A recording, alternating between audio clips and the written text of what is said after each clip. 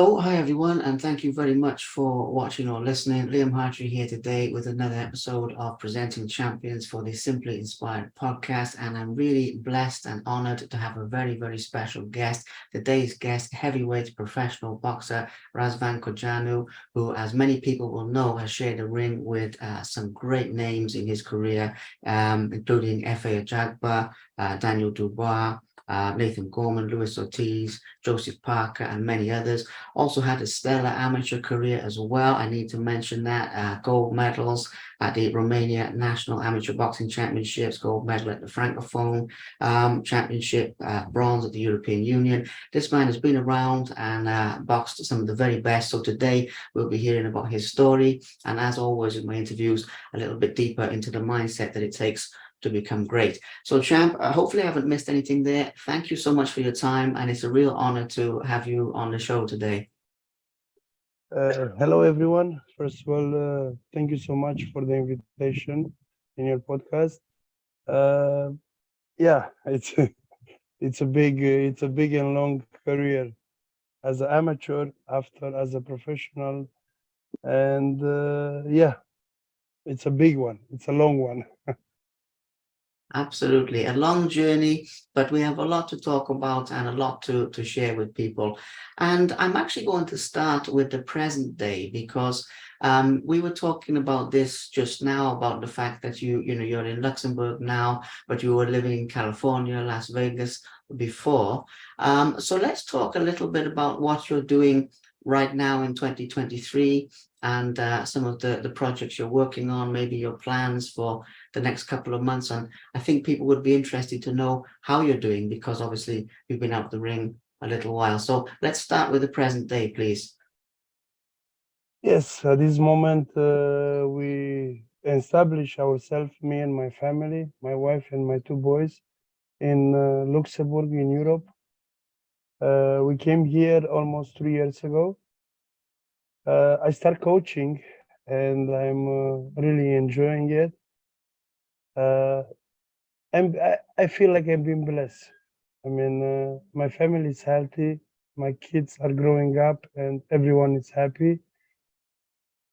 I'm enjoying staying around boxing, and this for me means a lot. I'm as boxing did to myself, change my character, change my life, change my person. You know, uh, I'm trying to do the same thing for everyone who's willing to do. At this moment, I'm enjoying coaching. I'm a boxing coach. I have a boxing club over here in Luxembourg, and I'm really enjoying it. I have good people, I have good boys. I'm really proud of them, and that's about it. I'm looking to build in themselves what other people build in me. Boxing really change characters, and this for me means a lot. Absolutely. Well, it's amazing work to be giving back and to be contributing to the next generation and everything. I understand that very, very much. It's amazing work you're doing, and I'm glad that you're passing on your experience. With that being said, when I release this and what this interview goes around all over Europe and the UK and America, if there are up and coming boxers watching this, maybe they're just starting out, maybe they're amateur, could you give them one or two pieces of advice that you think would be essential to help them succeed in the sport? Of course, when you decide to, here is not only about boxing. Here is about sport, generally speaking. When you decide to perform, how I like to say to be on the stage. When you decide to do that, it's a lot of work, a lot of work, a lot of dedication. Now here there are some things that maybe you are agree with me, maybe you're not. I don't believe in talent. I believe in hard work. In my opinion, now regarding boxing, boxing is my cookie. Regarding boxing, everyone can fight under the right guidance. Now, To become a successful boxer, to be on the stage and keep winning, it's taking hard work, it's taking a lot of sweat in the gym, it's taking the fact that, think about exactly what I said a few years ago when I was still fighting. Think about to the scenario when you get hit and you have to bite down and fight back. That's separate the fighters from the normal people, which I really believe it's the fact that under the right guidance, like I said, people can really learn the beautiful sport of boxing and the real discipline, what is behind of a champion. Absolutely. I love that. That's a very good description of the mental side of it because, some of these things to do with character and to do with mindset, we will talk more about later on. So thank you for sharing that. Amazing work you're doing. I have to ask, do you have any plans to get back in the ring yourself in the near future, or for now, is that sort of in the background at the moment? Man, everyone is asking me when you're gonna fight again. To be honest with you, I don't know. It something broke in me when John Arthur. It was a very important person from my career, from my family, from the boxing, from everything to me. John Arthur passed away. He was actually suffering. He had a stroke, and he passed away. And at that point, I said, "Okay, what do I do next?" And I don't know. To be honest with you, I don't know. I'm still getting the fight offers. I'm still in contact with people from boxing. Everyone is keep asking me when you're gonna be back in the ring. What what you wanna do? What is your plan? To be honest with you, I don't know. I'm enjoying, you know, now it's reporting with this situation with the pandemic, with the COVID, with all these things together. I start to stop seeing the future too much. I start to live day by day. I start to enjoy the family. I start to enjoy more the kids. Now, don't call me lazy. I'm not doing this on purpose. I'm start to enjoying every moment spent, and I don't know. I'm just enjoying more the actual moments. I stop to see in the future too much. You understand? I don't know. Maybe I'm gonna be in the ring. Maybe I will not gonna be in the ring. Maybe I'm old. I don't know. I'm 36 years old. I don't know. I see fighters. They are still fighting at maybe 39. Uh, it's a lot of career behind of me.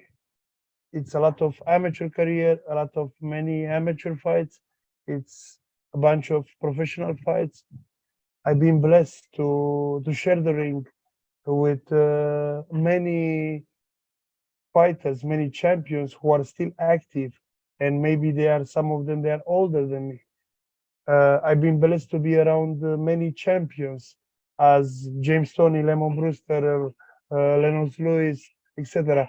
What I'm trying to say here that I stop a little bit to see too much in the future, and I start to enjoy what I really have at this moment. To be honest with you, I'm enjoying a lot coaching. I'm enjoying a lot being around and watching kids week by week, month by month, uh, getting themselves better. Watching kids that if you see them 1 year ago when I started working with them, training them, you maybe didn't give them a chance that they able to fight. For example, 2 weeks ago, we participated to a tournament locally here, but was an international tournament in Dudelange. There were fighters from amateur, fighters from France, fighters from Germany participating. I had three boys, all three of them performed very well. All three of them win. I'm this, Rapporting with my career, these are very small stuff. But for me, at this moment, means a lot. It's like I don't know. I live, I start to live my career through the people that are fighting. I don't know if it makes sense for you, if you understand what I'm saying. Absolutely. It makes total sense. First of all, what you're saying about enjoying the moments, with your family and with your time, it's great because this is life at the end of the day. The small things, they add up to be the big things in the end.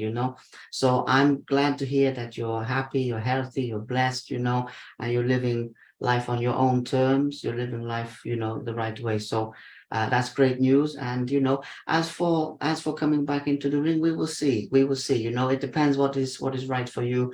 But I have to ask.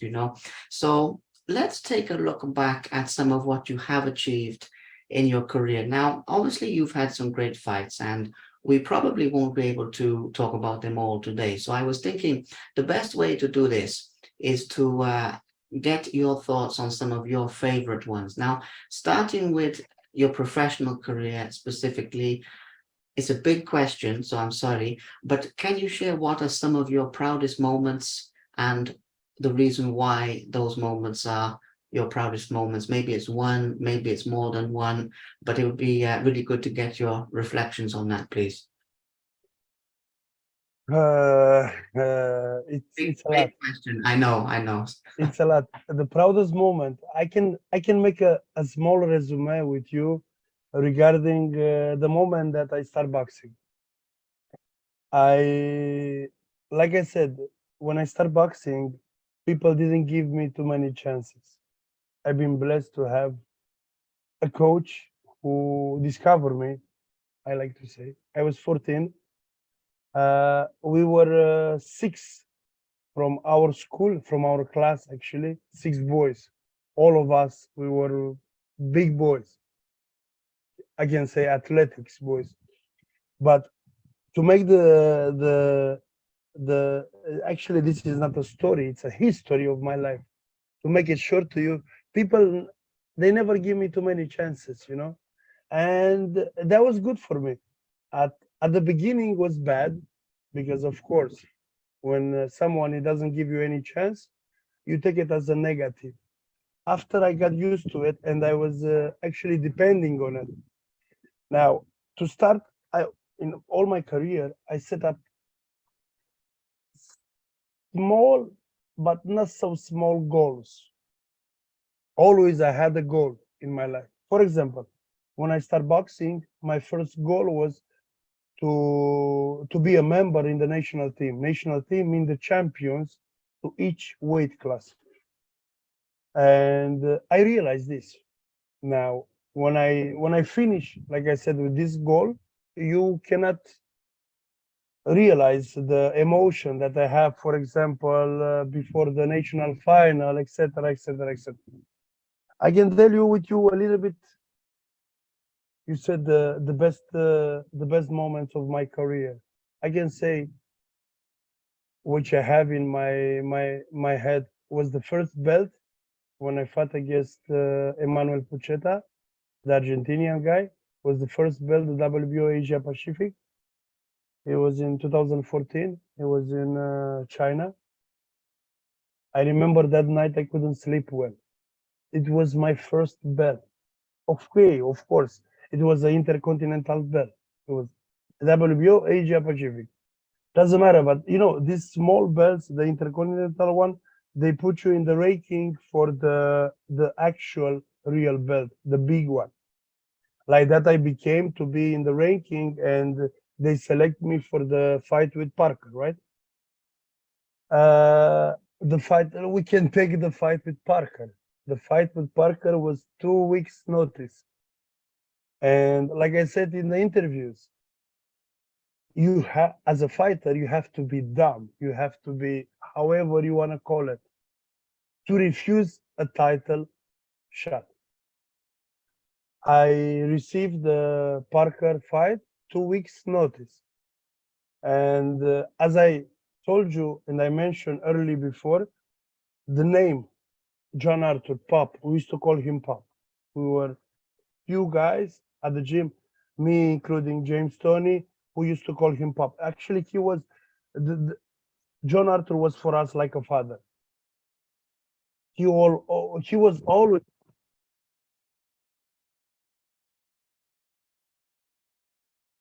looking for an answer. When you are looking to give an answer, you never say no. Always say yes, and after we figure out. And that was my when they called me for the. I remember an official from WBO called me at first regarding the fight against Parker, and that was my first answer. Yes, he told me, he mentioned to me, yeah, but it's 2 weeks notice. I said yes, no problem. We make it happen. And after we stay and think about it. Okay, what can we do? The fight against Parker, the night before the fight, I couldn't close one eye. Now you can say it, but why? Why you couldn't sleep? I was so excited. It was for me like a dream come true, you know. Not too many people in this world, they are blessed and they get the chance and they get the shot to fight for one of the biggest belts from the planet, which is WBO. That can I tell you? That's maybe that's one of the. Uh, there are many of them. As an amateur, I fight. I remember I fight against on a tournament in Poland. I was in the Olympic team. It was in 2000. I remember. I think 6 or 7. It was against in the final in the Poland was against Russian world champion. Same thing. I couldn't sleep. Man, these things you can never. Nobody can steal it from you. You can never forget these things that we are living from, that we are training for. Absolutely. It's amazing because I know when I asked you that question, it's a big question, and Yeah, I know, and I would love to talk about like every fight, but we still be here next week. So I had to think, okay, how do we sort of condense this into a few key things? And it's great memories, and I know there's so many more, but it gives us the idea of what those successes mean to you. Now, you mentioned something else there that I think is really interesting, which is the mental side of sports, which is the side that people don't see.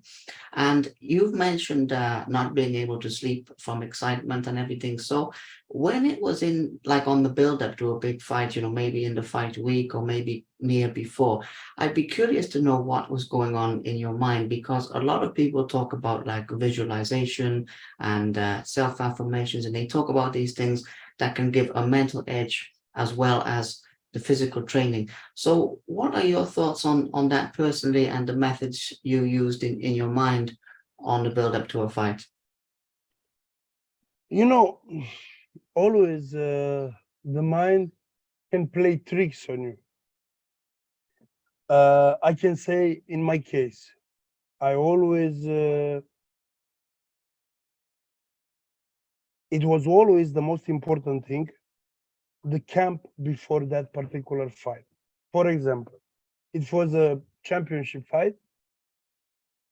Uh, what is affecting the emotion more or less is the preparation for that fight. Now, when you know that, for example, you fight some guy, you know you train at your best, you know you did at your best, you have no remorse, you have nothing to pull you down, nothing to make you to have doubts for you, because that's the biggest problem, you see.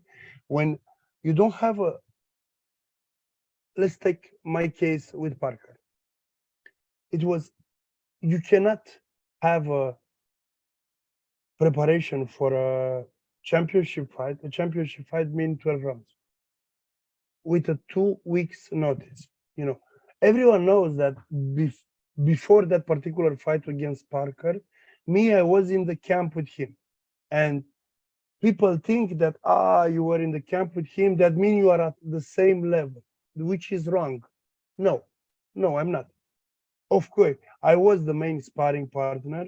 They used me the most, but my maximum of rounds, for example, which I was working against Parker, was 4 to 6 rounds. Next to me was 3, 4 other sparring partners that Parker was continuing his training, his work. Me, I never had the access, for example, in the days that we are not, when you are in the camp with helping someone to get ready for a fight, you cannot say that you automatically became in shape and at the same time with the guy that you are helping, you will be ready to perform. No, no, because all the attention is on the main guy, is on the guy who are you invited to spar with. It's not on you. Now, mentally, I can say mentally, I had doubts in my head. Can I resist 12 rounds against him? I knew him. I knew how he was performing in 4 rounds. But physically, I didn't was 100% sure that I was gonna manage to resist. And the stamina and everything together. Make sense? Yeah. What I'm trying now, what is my point here now? I always think that only losers find excuses. I'm not trying to find any excuses. I did my best. Like I said, even in the post-fight conference, I did my best. Now I can go home, support my vision in the mirror, go kiss my wife, and I'm proud to what I did. It was good, it was bad, I really don't know. Altogether, I'm proud to what I show up in the ring, and that's about it. Absolutely. Well, it makes a lot of sense, the mental side. Again, it's on a few different things. I think it helps the young boxers listening to this, first of all. Also, it's a side of things that people don't see, just from watching the fight, the fans, they don't see what's going on in your mind. So it's interesting in multiple different ways. So thank you for sharing that, and the candor of the highs and the lows that you were going through at that time. Now, people always want to know about toughest fights as well. And I really think this follows on from the mindset thing, because obviously you fought everybody. I mean, you have a lot to be proud of in this way, with taking these types of fights. But obviously, toughest fights is not only power, as you know, it can be a technical thing. It can be, oftentimes when I ask people this, it has to do with something going on in their lives outside of the ring, and they have to push through somebody passing away or something happening in the family. They have to fight anyway. So it comes in different forms. That's my point with that, if you like. So for you, out of a career of a lot of tough fights, a lot of the best of the best guys, again, pretty big question. I apologize, but are there ones that stand out for you as being the toughest, basically? If I tell you the reality, it's gonna sound like I'm looking for excuses. Let's take the fight. I know where you are going. The fight with Ortiz, for example, right? Mm. Again, if I'm telling you the reality, it will gonna look like an excuse, but nobody cares about it. It happened. I lost, and that's about it. Okay, let's talk about the fight with Ortiz. Everyone wants to know. Uh, at the end of the day, how you see it on the box rec. Cojanu lost KO in the round 2, right? Okay, the sparring camp, the fight with Ortiz, I remember was the notice. At that time, Ortiz was number 1 in the world. At that time, Ortiz was the most avoided heavyweight on the planet. I don't know if too many people know that. To be honest with you, even at this point, Ortiz is still avoid. Not too many fighters wants to fight him. Doesn't matter. Me, when I fight with Ortiz, I even don't know the year, 2018. I'm not sure, say 17 or 18. I'm think not even I think 18, but I'll have a look. 18. 18, doesn't matter. What I'm trying, think about, we are in 2023, Mm. and Ortiz is still avoided by and you make the math, right? Yeah. And to be honest with you, uh, when I fight with Ortiz, look at his background, look at his experience, look at my experience. Doesn't matter. Again, it looks like excuses, and I'm not looking for excuses. Let's talk a little bit about my training camp. Like I said, I had like 3 weeks of preparation. What I remember that Pop John Arthur brought me three heavyweights to be with me for 2 weeks in the camp. I said, excellent. Can you please try to bring me one more to have four just in case? They couldn't bring me to be that level. I still have, you know what is funny? I still have the sparring. I heard the two of them in the first sparring, in the first week. They had to leave. One of them, I remember, I hurt his shoulders, and with a punch, I even don't realize it. And the other one had back problem. It has to leave after the first sparring. I've been let with only one sparring partner that I had to manage to work pretty much easy with him to make sure the sparring the guy will gonna survive all the period, because against Ortiz was a 10 rounds fight. You need sparring, you need preparation. But like I said, it looks, my camp for the fight with Ortiz was what catastrophe, was horrible. But again, look like an excuse, and I'm not looking for that. It is what it is. Yeah. Well, I wouldn't say it looks like an excuse really, because at the end of the day, as I said before, you have a lot to be proud of. You've been in there with the best guys. You always given your best efforts. You always conducted yourself well. All of these types of things. So, I don't really think it's an excuse. It's the behind the scenes. It's what was going Exactly, on. exactly. And think about my psychological part. How I got in the ring with a guy who I knew. Now, okay, I'm professional. I'm I can manage this type of emotion. But at the end of the day, when you realize that you are fighting the best from the goddamn world at that moment, and when you see how your camp goes, even John Arthur told me, Raz, I think we should call off the fight. I said, no, Pop, because I'm gonna look like, I'm sorry for your people who are watching, I'm gonna look like a bitch. I will not gonna do something like that. In my heart, it will gonna break if I do something like that. No, we have to go all the way. Absolutely, yeah. Well, that's the real warrior mentality. I mean, I don't know how else to put it really, because in this day and age as well, when you see a lot of fights not happening and you see a lot of people avoiding people, I know it's not only the fighters, a lot of it is the business side actually, but nonetheless, the fact you're in there with everybody, win, lose, draw, whatever. Personally, I have a lot of respect for that, for what it's worth. And anyone who really, really follows the sport properly will understand that, At the end, By the way, I have no draw in my record. no, I know, Either I win or I lost. That's about it. I know. It's just a figure of speech. But yeah, but this is the thing, it's like a figure of speech with that. But yeah, that's what I mean. It's like you just test yourself against the best and everything.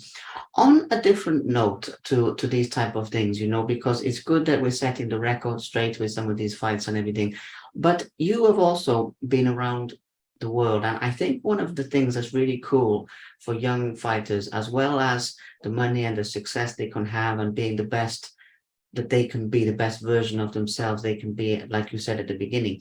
Obviously, through boxing, if you're successful, you can get to see the world. So, do you have favorite places that boxing has taken you to visit that maybe you never would have been there if it wasn't for boxing? If you get what I mean with this, are there certain places that stand out in your mind in that way? Man, as a preparation and as conditions, for me, California, it was and it will be the best. California is not a city. California, it's bigger than Romania, my country. What I'm trying to say is, in California, as a professional fighter, in my opinion, you have the best, one of the best gyms, the best quality of fighters. Because at the end of the day, it's not about having sparring; it's about having challenge. It's about sparring guys who are getting you to be in top. Because if you train your career next to, how I call it, Mickey Mouse fighters, you're gonna be a Mickey Mouse. You're not gonna be a champion. Always you have to push yourself, you challenge yourself. And from this simple fact, I've been blessed to train with most of the best fighter that you see at this hour. I've been blessed to be for 2 months with Povetkin in a camp.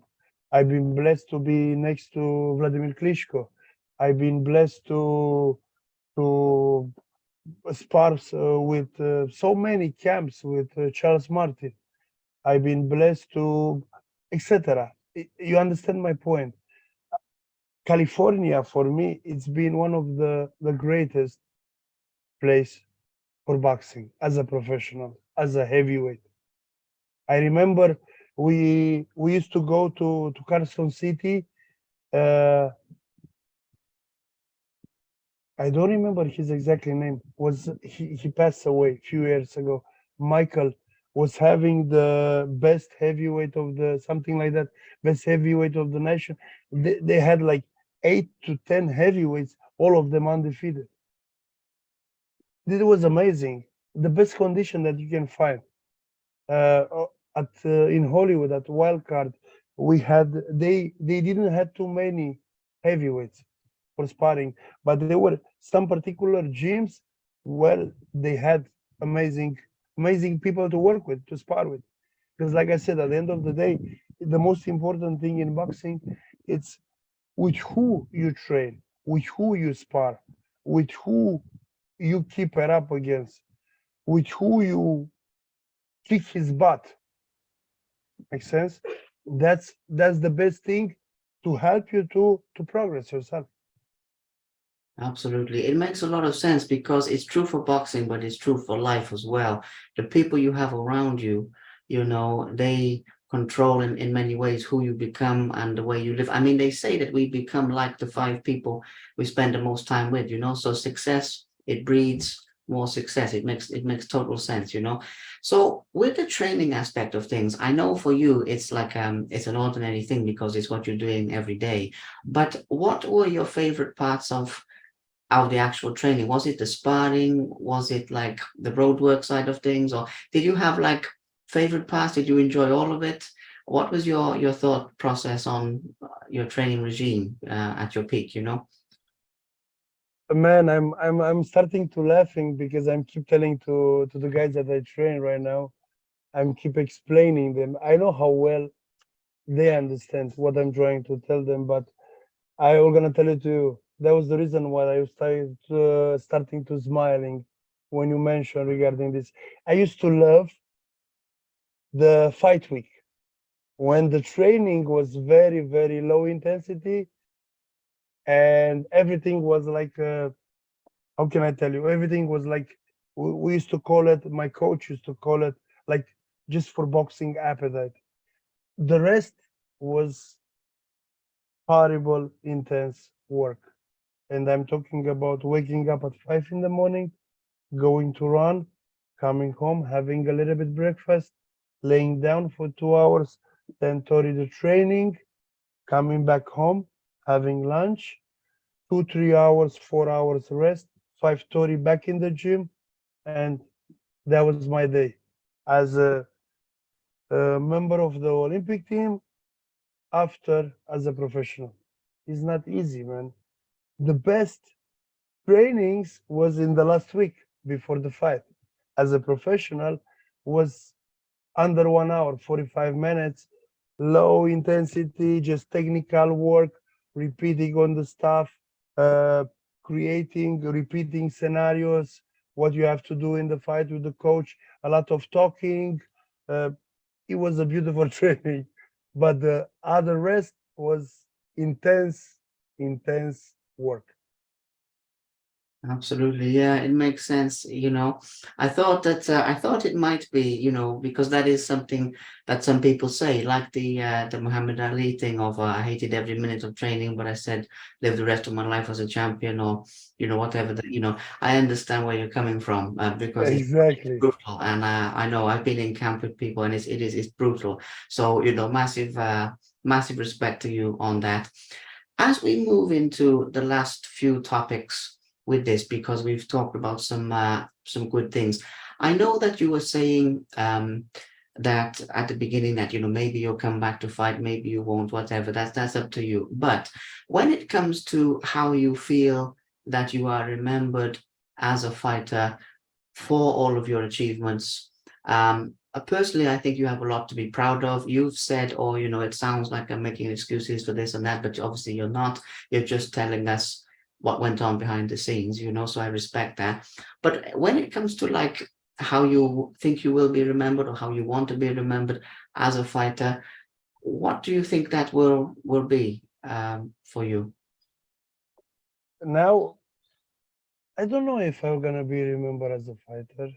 To be honest with you, I even don't know if I wanna be remembered as a fighter. This I was trying to tell you at the beginning, and I'm keep telling you right now.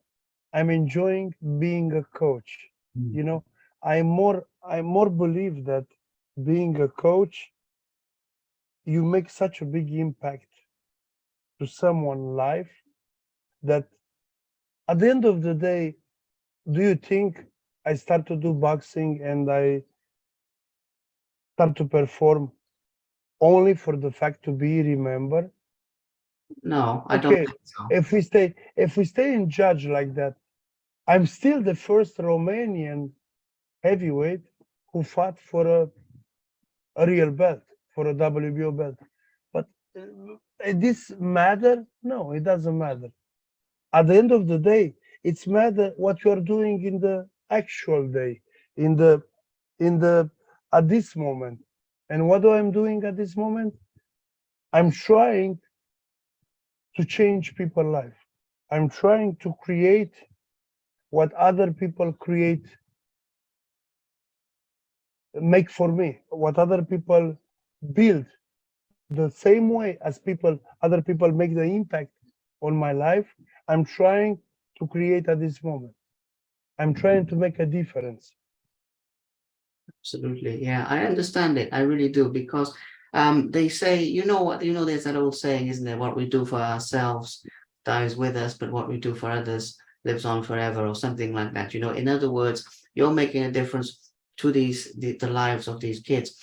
And what's beautiful about it is whether they become boxers or not, the beautiful thing about the sport of boxing is you can see people come into the gym, right? Say they're really shy or something, they won't speak to anybody, or something like this, then they training for a while, 6 months or something, and they start to come out of the shell and they're talking to people and whatever.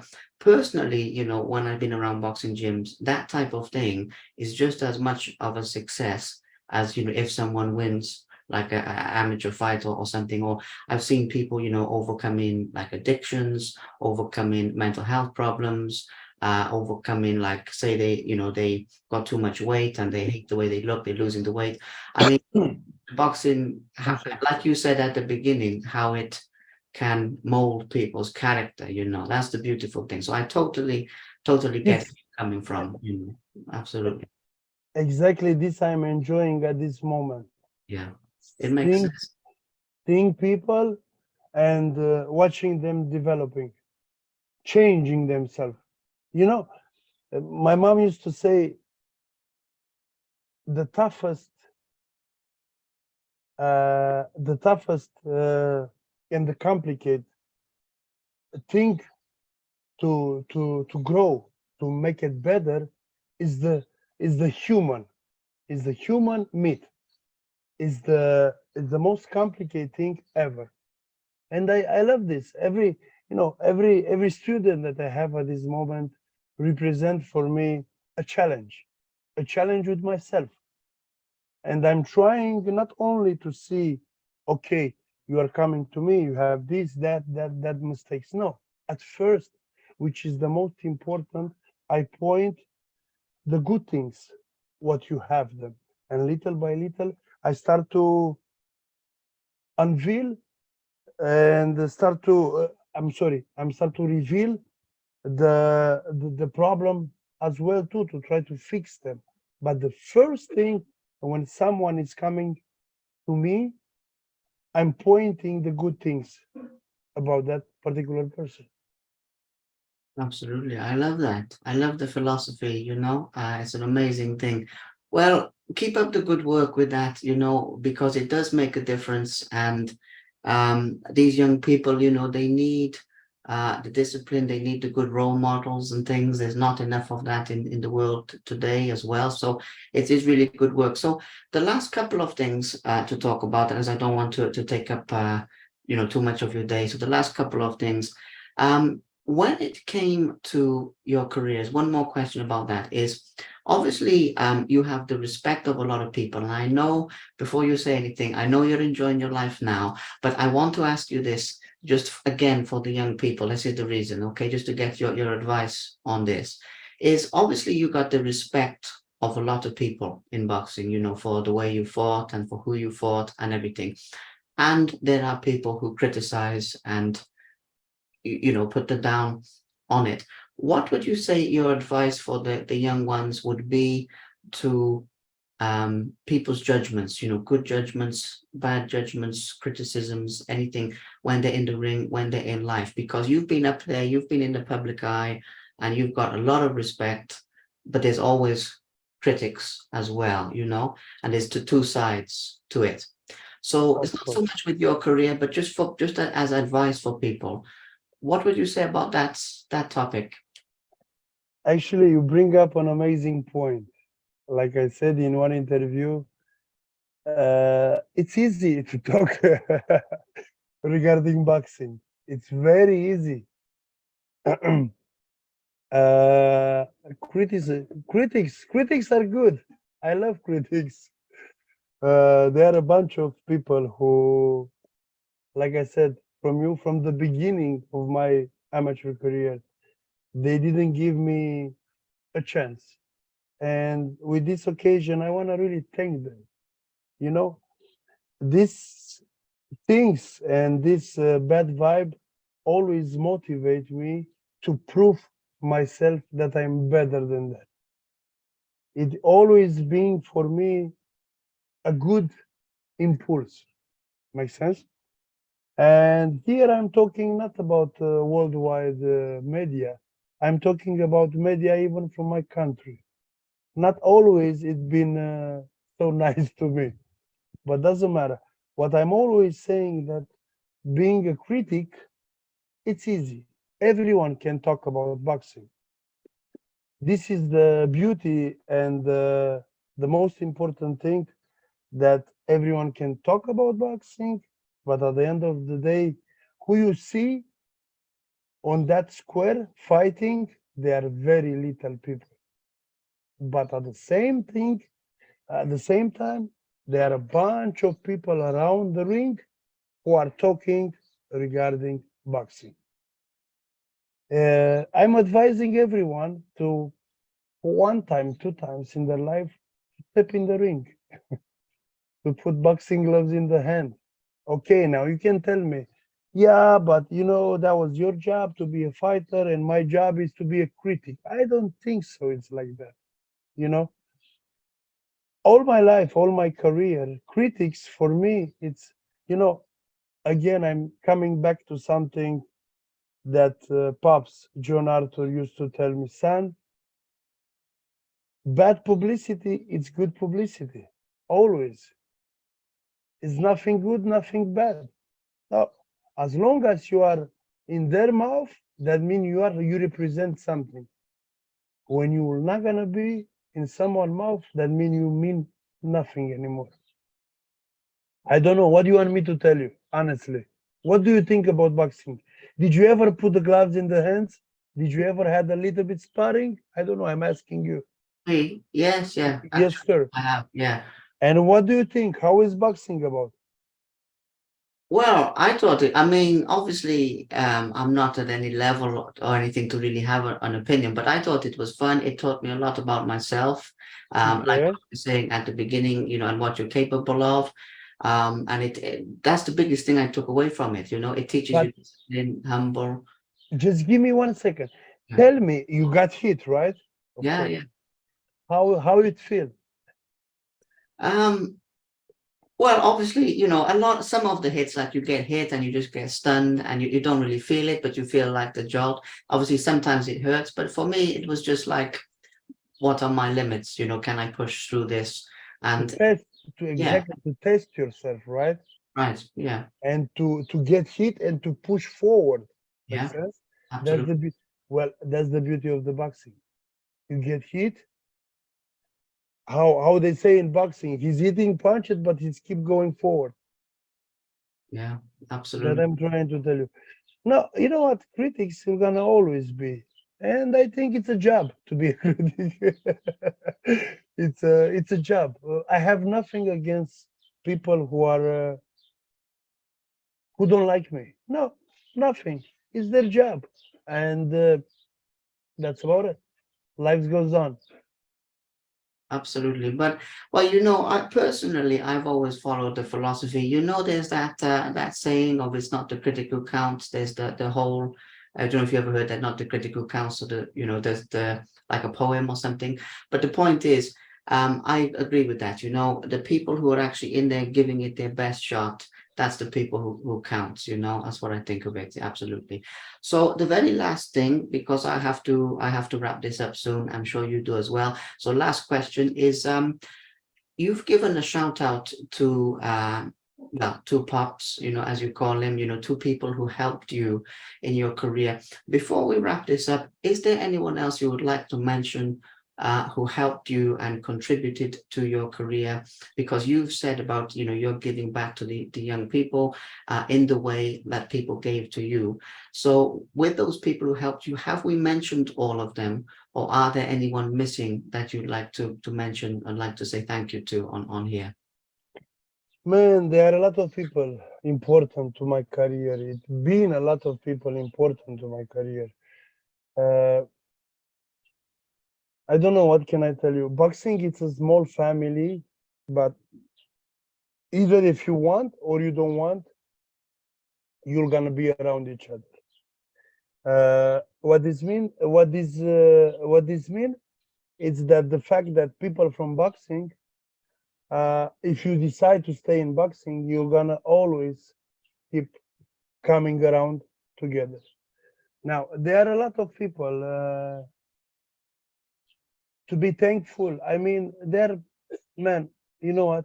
I'm thankful to everyone from my career, but at the end of the day, the most important people for myself, and again, now I'm speaking from my point of view, it's my family.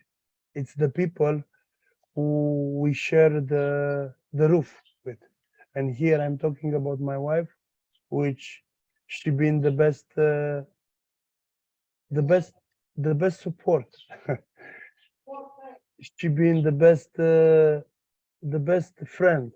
She been the most understandable friend. She been the best supporter as well. Uh, it's your family. You understand? Of course, there are a lot of people. I want to say hello to James Tony. I want to say hello to Lemon Brewster. I want to say hello to Joseph Parker, because you see, we've been in the ring, but we have nothing. It's just a profession. It's just business. That's about it. We have nothing against each other. Uh, the most impact that make to my life, it's my family, my wife, my kids. That's about it. What can I say? I mean, there are many names coming around boxing, but they are not like your own family. At the end of the day, uh, you know, with the sport. And here I will gonna make a little bit of going around. You know, with the sport, when you are in top, your phone rings daily, many times a day. You know, when you are not in the top anymore, the phone start to ring less and less and less. What this make you to understand that people, they are like the weather, you know. When it's sun outside, it's sun. When the clouds are coming, it's getting dark. At the end of the day, who's the most important people to you? It's the people who always been to you. When you're good, when you're bad. It's the family. And in my particular case, for me, the most important person was my wife. Absolutely. I really hope you to understand what I'm trying to say. I do. I absolutely do. Because, you know, family, first of all, is the ultimate blessing in life, you know, but they are the people who really know us, like the real, you know, inside, that really know us. They're the people who are there through the good times, the bad times, everything. And the thing is, you know, I remember seeing a quote from a boxer, though I can't remember who it was, but it was something like he won the title and he come back and, you know, his phone had rung like 1,000 times or something, you know. And then a few fights later, he lost something and his phone had rung like 3 times. And one of them was his mother, you know, and the other one was a withheld number, you know, like a no number. So it's probably still his mother calling twice. So, you know, when you have the success, you get a lot of like fake friends and people hanging on. But Exactly. loyalty is the real thing in life, you know, and our family, yeah, they'll always be there for us and they're the people who really know us. So it makes a lot of sense. Champ, you know, I appreciate you taking the time to do this today. That's the last thing for me to say, really, because I don't want to take up any more of your time. But I'd also like to say that I appreciate you being like an open book, you know, in the sense that you shared some, not just about boxing, you know, but like the lessons for life that you've learned from everything you've been doing, if that makes sense. Because to be honest, that's why I do these really, is it's not just to talk about sports, it's to like try to inspire people, to give them that hope, to give them that motivation. And we've really done that today. So the last thing for me to say is just a big thank you for your time, really. I appreciate it a lot. It was amazing for me, and it was, like I said, you mentioned to me that you've been thankful that I've been honest. I find no point to don't be honest. Mm. Uh, my life, it's my life, and with good, with bad, you know, life is not perfect. The people who are thinking and wanted to achieve a perfect life, this, it will not gonna happen. It it will not gonna be. It doesn't exist.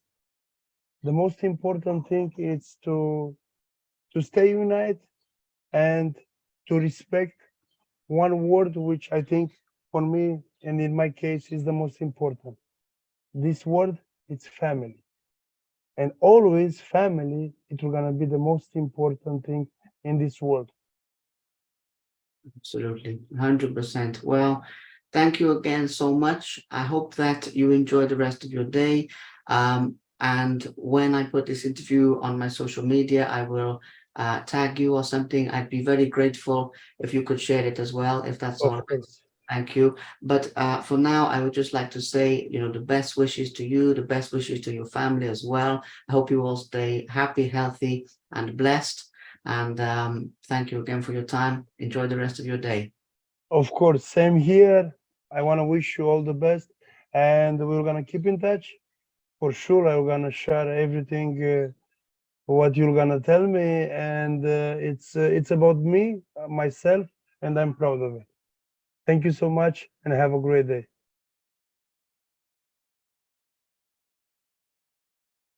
Thank you very much for watching. Please subscribe to the Simply Inspired YouTube channel, and there'll be more videos coming soon.